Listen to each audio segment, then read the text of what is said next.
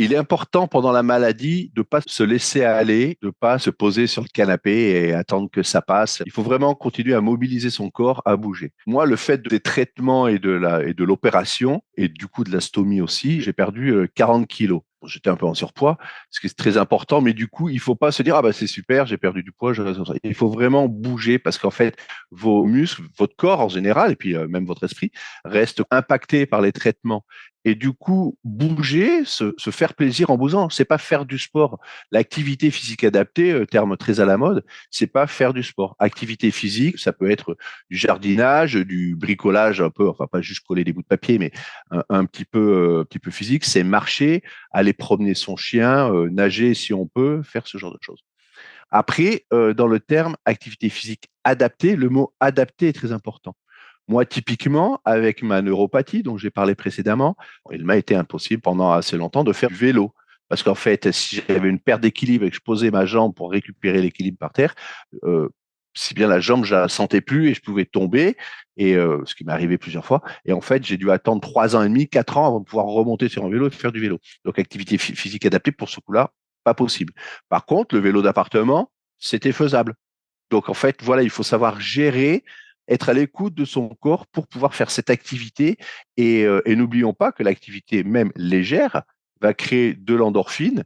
Donc, en fait, on va se sentir mieux, on va développer un bien-être. Et l'important, quand on suit un traitement, surtout des traitements lourds comme ça, et quand on est en maladie chronique, c'est le bien-être. Puisqu'en fait, si on a un mental qui va dans le bon sens, un mental positif, je vais dire, ben, le traitement n'en sera que plus bénéfique. Cette activité physique adaptée, donc l'APA, elle est idéale dès l'annonce de la maladie. Dès l'annonce, pendant le traitement et après le traitement.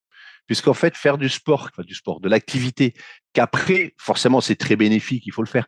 Mais si d'entrée, on a ce rythme, cette possibilité, ça va aller beaucoup mieux. On va plus supporter ces traitements, on va plus supporter l'état d'être malade. Alors après, comment faire cette activité physique adaptée? Ça fait partie de ce qu'on appelle les soins de support. Les soins de support dans la maladie cancéreuse, ils sont au nombre de 9, 4 obligatoires et 5, on va dire, en option.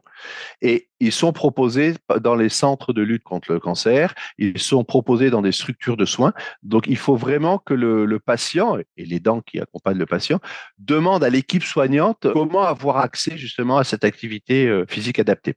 Après, il y a aussi en extérieur, hors les murs du centre de soins, la Ligue contre le cancer, par exemple, propose des soins supports. Et parmi les soins supports proposés, il y a la réflexologie, la sophrologie, il y a aussi l'APA, l'activité physique adaptée. Donc, faut pas hésiter à aller les voir. La Ligue, ils sont vraiment partout en France. Leur demander ce qu'ils font, ce qu'ils proposent comme activité physique adaptée et vous inscrire. Donc, il y aura un petit entretien avant pour savoir quelle activité vous convient le mieux, celle que vous avez envie de faire, celle que vous pouvez faire. Et il faut vraiment profiter de ça.